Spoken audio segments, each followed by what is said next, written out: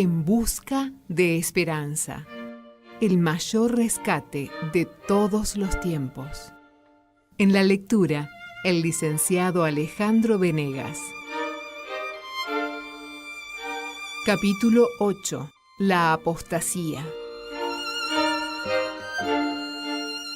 Cuando Jesús reveló a sus discípulos el destino de Jerusalén y las escenas relativas a su segundo advenimiento, predijo también la experiencia de su pueblo, desde el momento cuando se separaría de ellos hasta su regreso con poder y gloria para librarlos.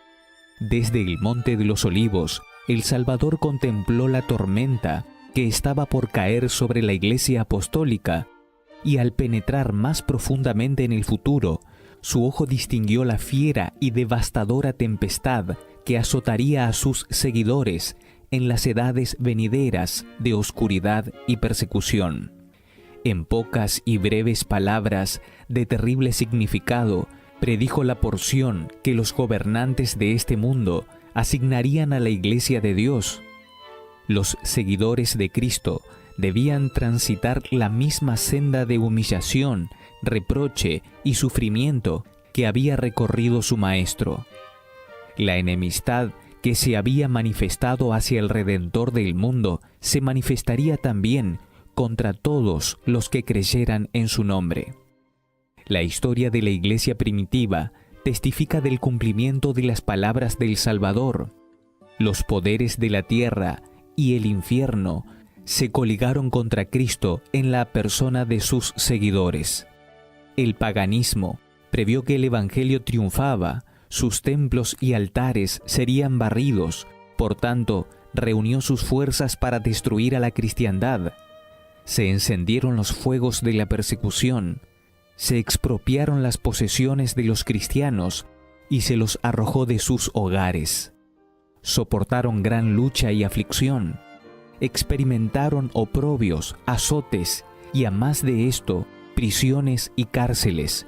Hebreos capítulo 11 versículo 36. Muchos de ellos sellaron su testimonio con su sangre. Los nobles y los esclavos, los ricos y los pobres, los eruditos y los ignorantes fueron igualmente asesinados sin misericordia. Vanos fueron los esfuerzos de Satanás para destruir a la Iglesia de Cristo por medio de la violencia. El gran conflicto no cesó porque los fieles portaestandartes cayeron en sus puestos, triunfaron por medio de la derrota. Los obreros de Dios fueron asesinados, pero la obra de Dios siguió finalmente adelante. El Evangelio se siguió esparciendo y el número de sus adherentes creció. Llegó a regiones inaccesibles, incluso hasta las Águilas de Roma. Un cristiano que discutía con los gobernadores paganos que fomentaban la persecución dijo lo siguiente: «Pueden matarnos, torturarnos, condenarnos. Vuestra injusticia es la prueba de que somos inocentes. Vuestra crueldad no les servirá de nada». Era una poderosa invitación más para atraer a otros a su fe. Mientras más a menudo nos aplasten, más rápidamente crece nuestro número. La sangre de los cristianos es semilla. Miles fueron encarcelados y asesinados, pero otros ocuparon sus lugares. Los que sufrieron el martirio por su fe quedaron seguros en Cristo, y Él los considera vencedores. Pelearon la buena batalla y recibirán la corona de gloria cuando Jesús venga. Los sufrimientos soportados acercaron a los cristianos unos a otros y a su Redentor. El ejemplo de los vivos y el testimonio de los muertos eran un constante apoyo de la verdad, y donde menos se esperaba, los súbditos de Satanás lo abandonaban y se alistaban bajo la bandera de Cristo. Se transige con el paganismo. En consecuencia, Satanás trazó planes para tener más éxito contra Dios, clavando su estandarte en el seno de la Iglesia cristiana. Si los seguidores de Cristo podían ser engañados e inducidos a degradar a Dios, su fortaleza y firmeza fallarían y serían fácil presa para él. Entonces el gran adversario trató de obtener por medio de la astucia lo que no había logrado por medio de la fuerza. La persecución cesó y su lugar lo ocuparon las prestigiosas tentaciones de la prosperidad temporal y los honores mundanos. Se indujo a los idólatras a aceptar parte de la fe cristiana, mientras rechazaban otras verdades esenciales. Profesaban aceptar a Jesús como Hijo de Dios y creer en su muerte y su resurrección, pero no estaban convencidos de pecado y no sentían necesidad de arrepentirse ni de cambiar su corazón. Dando algunas concesiones, propusieron que los cristianos también las hicieran para que todos pudieran unirse sobre la plataforma de la fe en Cristo. Ahora la Iglesia se encontraba en un terrible peligro. Las prisiones, la tortura, el fuego y la espada eran bendiciones en comparación con esto. Algunos cristianos se mantuvieron firmes y declararon que no podían transigir. Otros razonaron que si cedían o modificaban algunas de las características de su fe y se unían con los que habían aceptado parcialmente el cristianismo, por ese medio se podría lograr su plena conversión. Fue un periodo de profunda angustia para los fieles seguidores de Jesús. Bajo el mandato de un pretendido cristianismo, Satanás mismo se estaba insinuando en la Iglesia para corromper su fe y apartar las mentes de la palabra de verdad. Finalmente, la mayoría de los cristianos rebajó sus normas y se estableció una unión entre el cristianismo y el paganismo. Aunque los adoradores de ídolos profesaron estar convertidos y unidos a la Iglesia, seguían aferrados a su idolatría. Solo mudaron el objeto de su adoración a imágenes de Jesús e incluso a imágenes de María y los santos. La inmunda levadura de la idolatría, introducida de este modo en la Iglesia, continuó su obra funesta. Doctrinas sin fundamento, ritos supersticiosos y ceremonias idolátricas se incorporaron a su fe y su culto. A medida que los seguidores de Cristo se unían con los idólatras, la religión cristiana se corrompía y la Iglesia perdía su pureza y su poder. Sin embargo, hubo algunos que no fueron desviados por esos engaños. Conservaron su fidelidad al autor de la verdad y solo adoraban a Dios. Siempre hubo dos clases entre los que profesaban ser seguidores de Cristo. Mientras una clase estudiaba la vida del Salvador y trata fervorosamente de corregir sus defectos y conformarse al modelo, otra descarta las verdades claras y prácticas que exponen sus errores. Aún en su mejor condición, la Iglesia no ha estado totalmente formada por leales, puros y sinceros. Nuestro Salvador enseñó que quienes se entregan voluntariamente al pecado no deben ser recibidos en la Iglesia. No obstante, Él relacionó consigo mismo a hombres de carácter defectuoso y les concedió los mismos beneficios de sus enseñanzas y su ejemplo, para que tuvieran la oportunidad de ver sus errores y corregirlos. Pero no hay unión entre el príncipe de la luz y el príncipe de las tinieblas, y no puede haber unión entre sus seguidores. Cuando los cristianos consintieron en unirse con los paganos semiconvertidos, se introdujeron en una senda que los apartaría más y más de la verdad.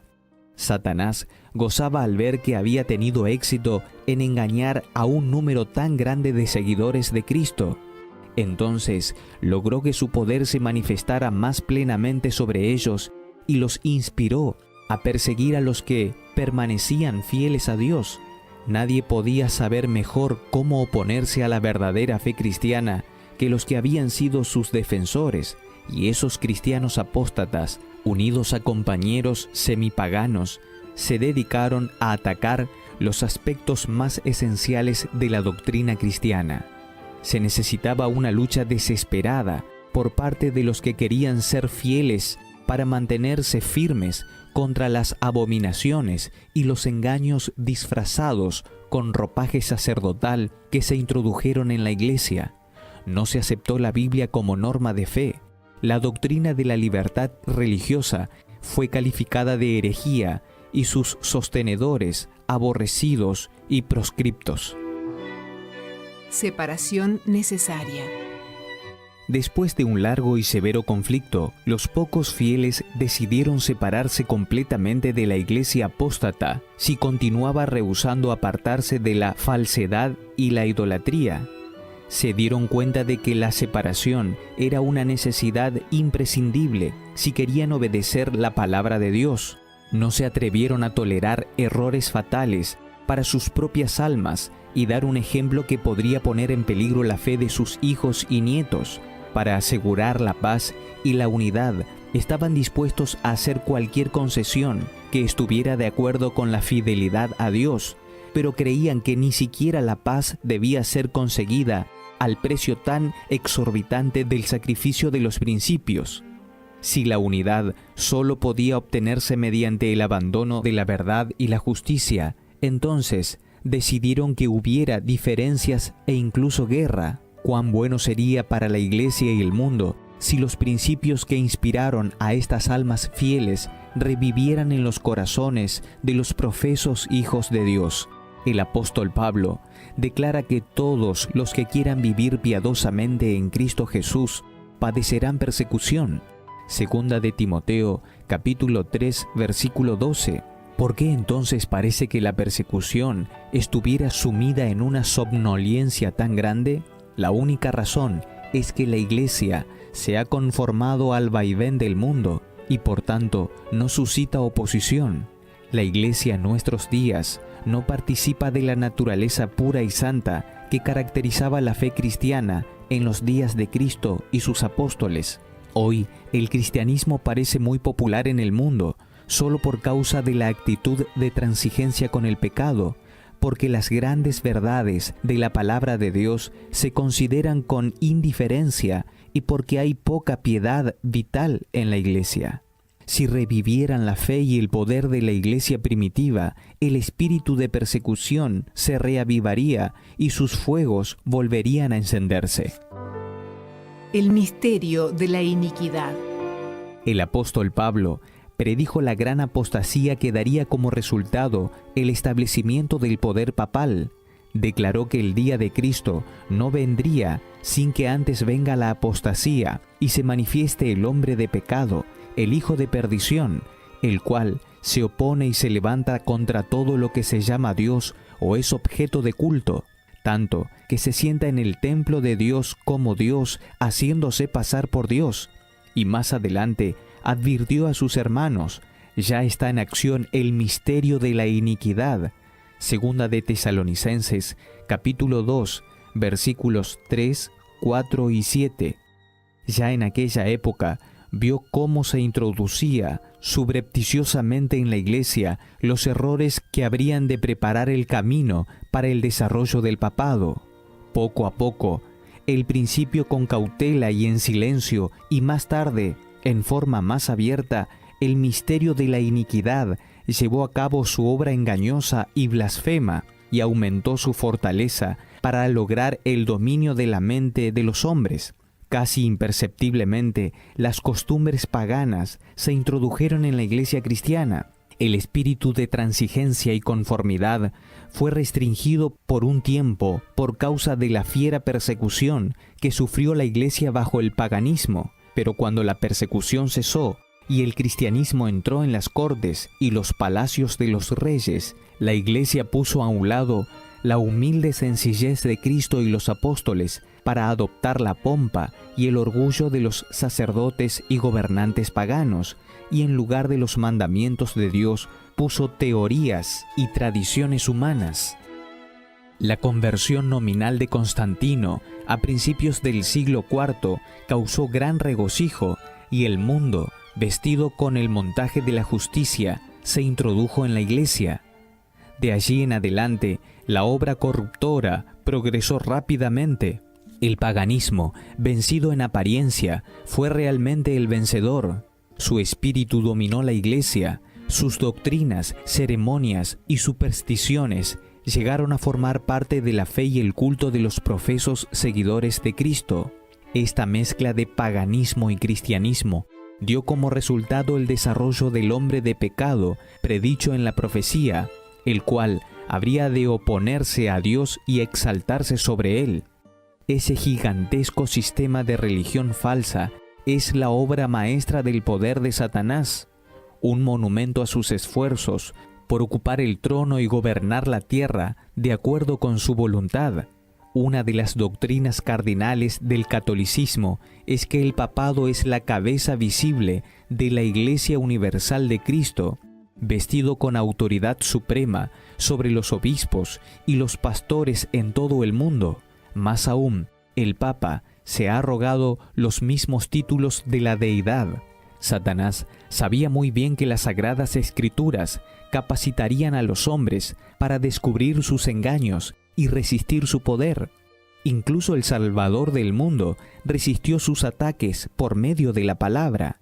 En cada uno de sus asaltos, Cristo empleó el escudo de la verdad eterna al decir, escrito está. A cada sugerencia del adversario opuso la sabiduría y el poder de la palabra, para que Satanás pudiera conservar su dominio sobre los hombres y afirmar la autoridad del usurpador papal. Debía mantenerlos ignorantes acerca de las Escrituras. La Biblia exalta a Dios y pone al hombre finito en su correcta ubicación.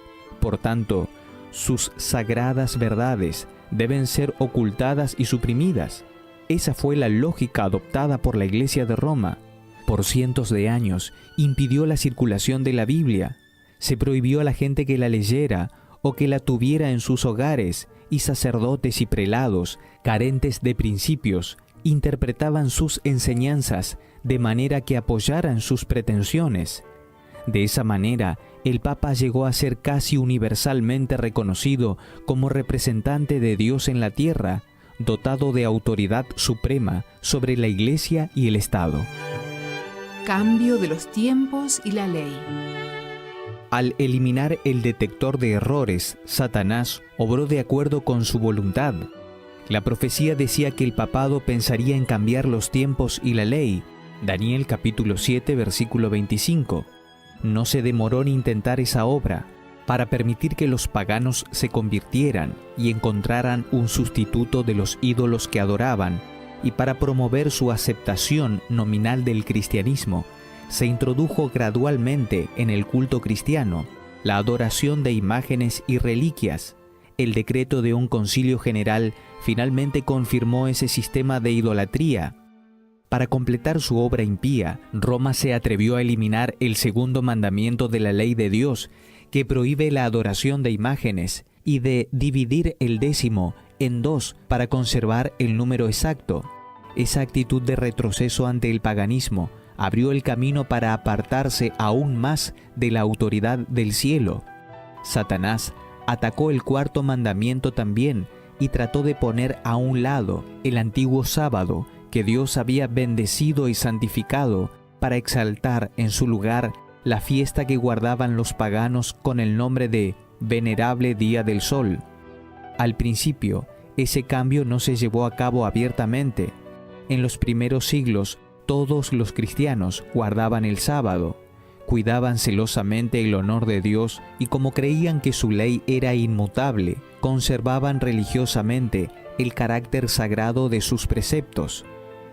Pero con gran sutileza Satanás obró por medio de sus instrumentos para lograr sus propósitos. Para que la atención de la gente se dirigiera al domingo, lo convirtió en una festividad en honor de la resurrección de Cristo. Se celebraban servicios religiosos ese día. No obstante, se lo consideraba aún como un día de recreación y el sábado seguía siendo guardado religiosamente. Constantino, mientras todavía era pagano, promulgó un decreto para apoyar la observancia del domingo como festividad pública en el Imperio Romano.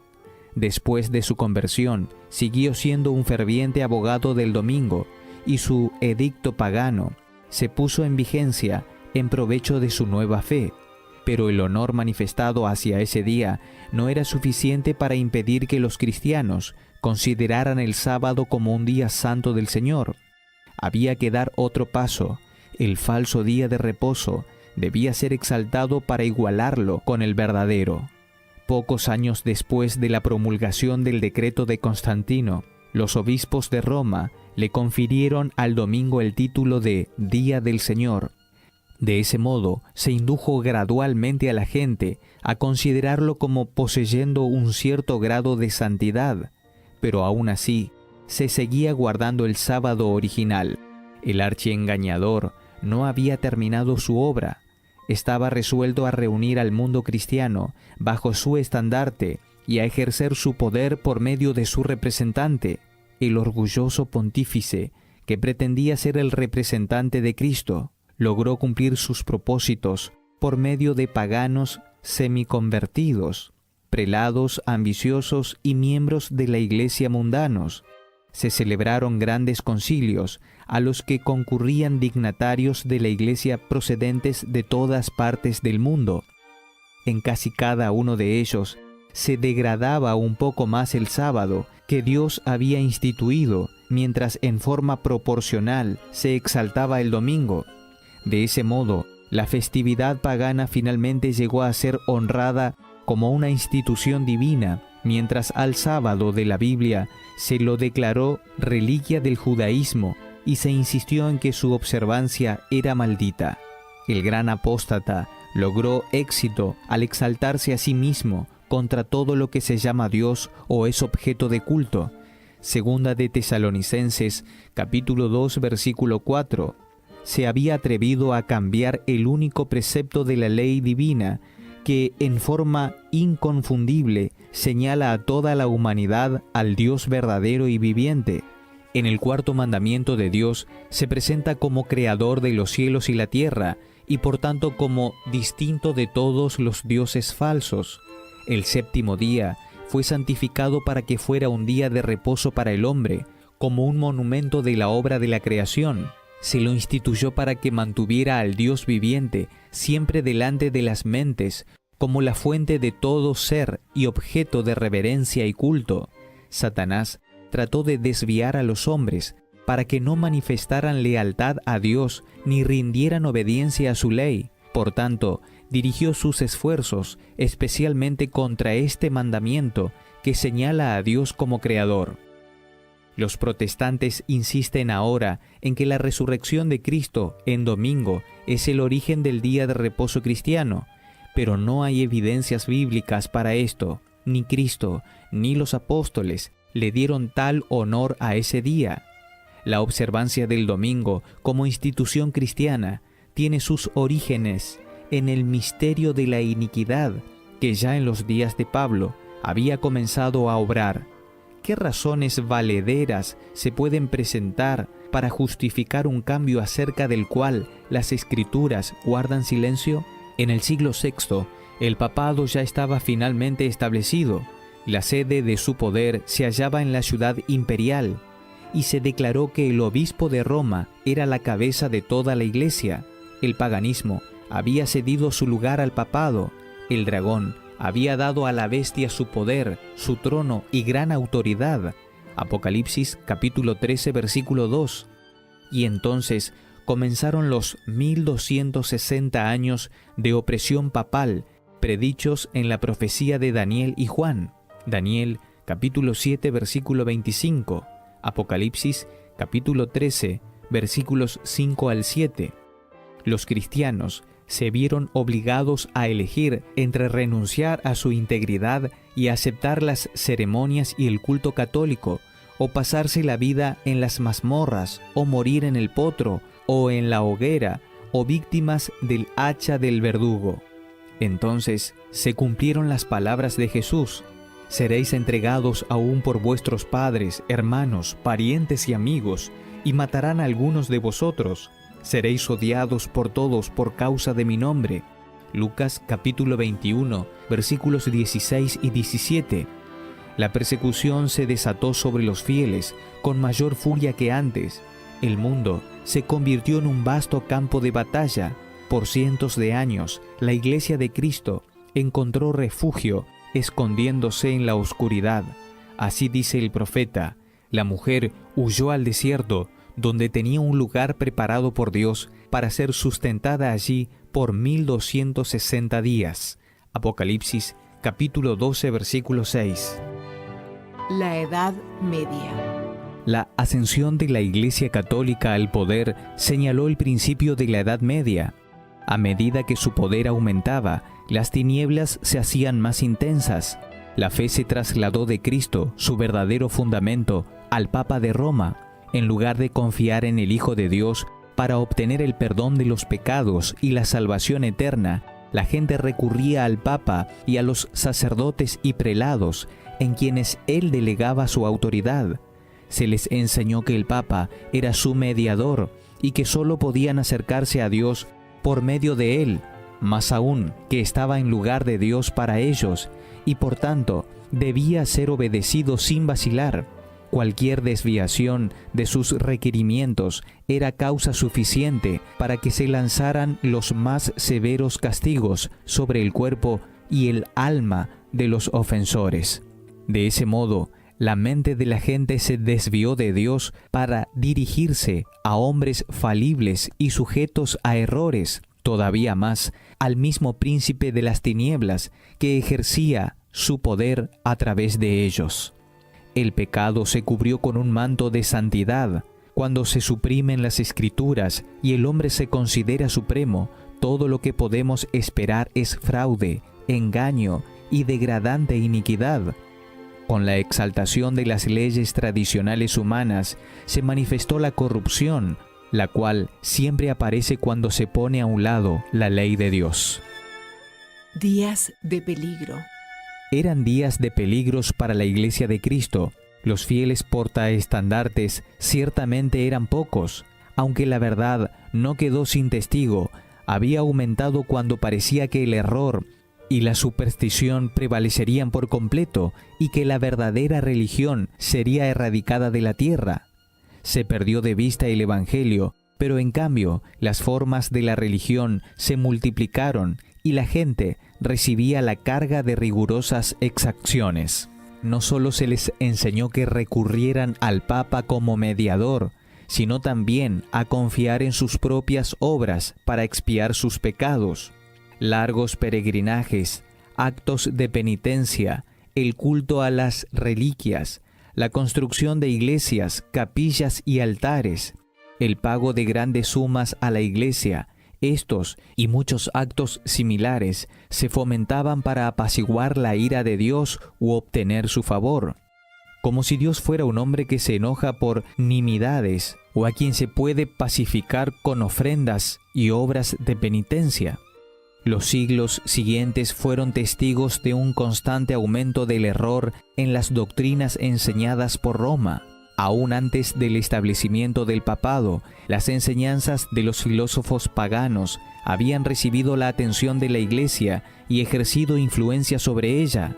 Muchos profesos convertidos seguían aferrados a sus filosofías paganas y no solo continuaban estudiándolas, sino que instaban a otros a hacerlo como un medio de ejercer más influencia sobre los paganos.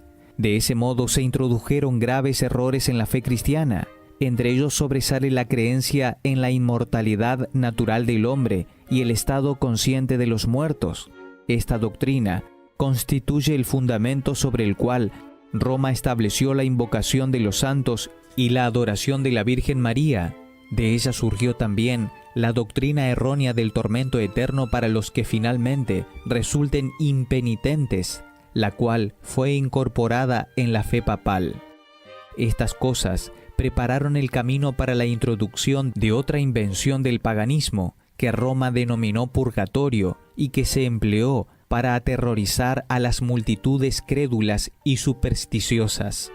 Mediante ese error, se afirmaba la existencia de un lugar de tormento en el cual las almas de los que no han merecido la condenación eterna sufrirían un castigo por sus pecados, después del cual, una vez librados de toda impureza, serían admitidos en el cielo. Otra invención más se necesitaba para que Roma pudiera aprovecharse de los temores y vicios de sus adherentes. Fue provista por la doctrina de las indulgencias. Se prometía total remisión de pecados pasados, presentes y futuros, y la liberación de todas las sanciones y penalidades en que se incurriera a los que se alistaban en las guerras del pontífice para extender sus dominios temporales y castigar a sus enemigos, o para exterminar a los que se atrevían a negar su supremacía espiritual. También se enseñó a la gente que mediante el pago de ciertas sumas de dinero, la Iglesia podía librarse del pecado y salvar también las almas de sus amigos fallecidos que se encontraban confinados en medio de las llamas del tormento. Mediante esos procedimientos, Roma llenó sus cofres y sostuvo la prosperidad. El lujo y el vicio de los pretendidos representantes del ser no tenía dónde reclinar su cabeza. El rito bíblico de la Cena del Señor fue reemplazado por el sacrificio de la misa. Los sacerdotes católicos pretendían que mediante sus ceremonias podían convertir el pan y el vino en el verdadero cuerpo y la verdadera sangre de Cristo. Con presunción pretendían disponer abiertamente de poder para crear a su Creador. Se requería que todos los cristianos, so pena de muerte, manifestaran su aceptación de ese terrible error que ofende al cielo.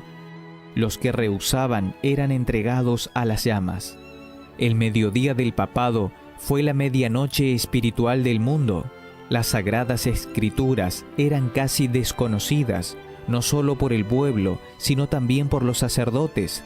Tal como los fariseos de la antigüedad, los dirigentes católicos aborrecían la luz que habría puesto en evidencia sus pecados. Con la ley de Dios, la norma de la justicia removida, ejercieron su poder ilimitado y practicaron el vicio sin restricción alguna. Prevalecían el fraude, la avaricia y la laxivia. No había crimen que no se cometiera para obtener riqueza o escalar posiciones. Los palacios de los papas y los prelados eran escenarios del libertinaje más degradante. Algunos de los pontífices reinantes cometieron crímenes tan repugnantes que los gobernantes seculares trataron de deponer a esos dignatarios de la Iglesia como monstruos demasiado viles para ser tolerados sobre el trono. Por siglos no progresaron la ciencia, las artes ni la civilización. Una parálisis moral e intelectual se apoderó de la cristianidad. Esto fue En Busca de Esperanza, el mayor rescate de todos los tiempos. Lecturas de Alejandro Venegas y Karen Carballo, sobre textos de Elena de White.